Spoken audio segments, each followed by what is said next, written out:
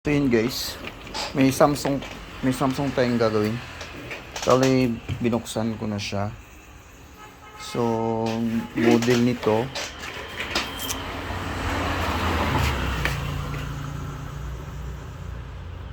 ₱65,700, 65 inches. So problema niya guys, blinking. So problema niya screen. So ngayon titesting natin siya.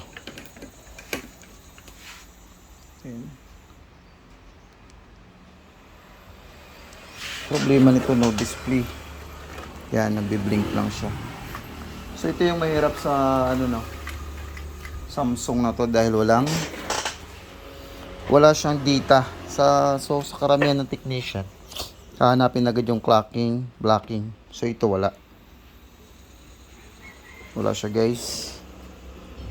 So ngayon, first time ko pa rin naman maka-encounter nito. So hahanapin ko na lang yung clocking niya. Tapos bago ko tuturo sa inyo kung paano i-analyze yung clocking signal niya. So yun guys.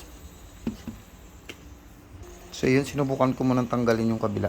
Testing natin kung magdiretso siya.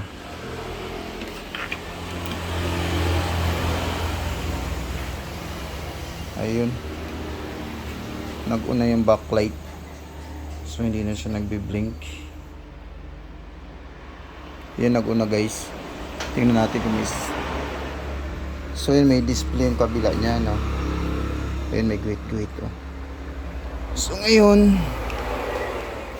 ang problema yan nandito sa kabila. So ngayon, i-analyze ko muna yung kasi medyo mahirap to. So sa mga beginner, hanapin na lang natin yung So bago ko tuturo sa inyo mamaya kung saan yung clocking signal niya. So yun guys, nakita ko na.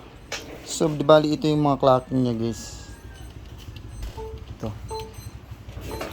So magbilang kayo ng 20 bago kayo block ang 8 pins to 10 pins. Ayan, bukan natin.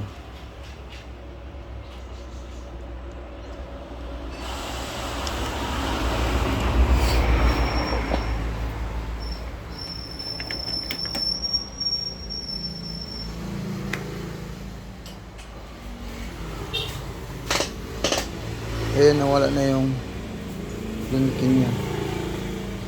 Ayun, kumana na yung backlight. Wala na yung clock. So tingnan natin guys kung good na yung screen.